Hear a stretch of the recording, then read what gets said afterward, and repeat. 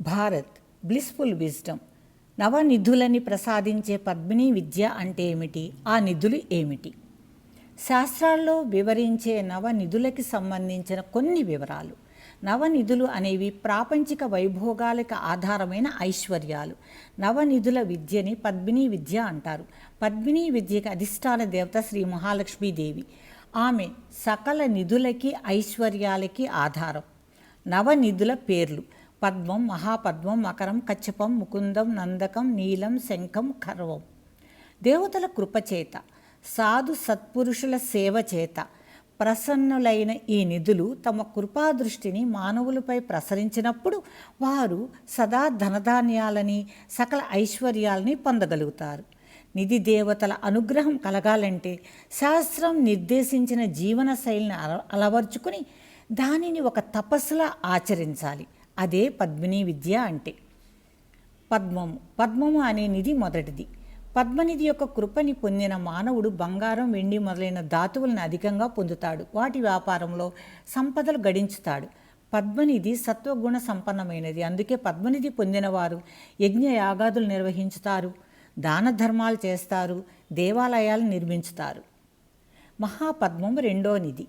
ఇది కూడా సాత్విక గుణ ప్రధానంగా కలిగి ఉంటుంది. మహాపద్మనిధి సాత్విక సత్పురుషులకి ప్రసన్నమవుతుంది. ఆ నిధి ప్రసన్నమైనప్పుడు నవరత్నాలు వారి ఆధీనంలోనికి వస్తాయి. రత్నాలు, జాతిరాళ్ల వ్యాపారం వారికి బాగా సంపదల్ని సమకూర్చుతుంది. మహాపద్మ కృపకి పాత్రులైన వారు యోగులకి దాన ధర్మాలు చేస్తారు, ఆశ్రమాలు నిర్మించుతారు, సత్పురుషుల సాంగత్యాన్ని కోరుకుంటారు, మహాత్ముల కరుణకి పాత్రులవుతారు. మహాపద్మనిధి 7 తరాల వరకు ఆ వంశాన్ని వదిలిపెట్టదు. మకరము మూడవ నిధి. ఇది తమో గుణంతో ఉంటుంది. మకర నిధి కృప కావాలంటే వారు సత్పురుషులై ఉండాలి, మంచి వ్యక్తులై ఉండాలి. వీరు సాధారణంగా యుద్ధ విద్యల్లో నైపుణ్యాన్ని కలిగి ఉంటారు. మహారాజులతో మైత్రి కలిగి ఉంటారు. వీరు అత్యధికమైన ధన సంపద కలిగి సైనికులకి, దేశ రక్షణకి సహాయం చేస్తారు. ఈ నిధి కేవలం ఒక తరం వరకు మాత్రమే ఉంటుంది. కచ్చప నిధి కూడా తామస గుణాన్ని ఆశ్రయించి ఉంటుంది. కచ్చప నిధి కృప పొందిన వ్యక్తి రత్నరాశుల్ని, మణిమాణిక్యాలని, అపార సంపదని పొందుతాడు. కానీ నిరంతరం సంపద కాపాడుకోవటంలో నిమగ్నమై ఉంటాడు. సంపదని తాను అనుభవించడు, మరొకరికి దానం చేయడు. ఈ నిధి కూడా ఒక తరం వరకు మాత్రమే ఉంటుంది. ముకుందం అనే నిధి రజోగుణాన్ని ఆశ్రయించి ఉంటుంది. ముకుంద నిధి కృప పొందిన వ్యక్తి సంగీత వాయిద్యాలని సేకరించుతాడు. సంగీతం, నాట్యంకు సంబంధించిన రంగాల్లో అపార సంపదను పొందుతాడు. కళాకారులకి విరివిగా దానాలు చేస్తాడు. ఈ నిధి కూడా ఒక తరం వరకు మాత్రమే ఉంటుంది. నిధి కూడా రజోగుణ, తమో గుణాల్ని కలిగి ఉంటుంది. నందనిధి ప్రసన్నమైన వారు ధనధాన్య సంపదలను పొందగలుగుతారు. ధాన్య సంబంధమైన వ్యాపారం వీరికి సంపదలను తెచ్చిపెడుతుంది.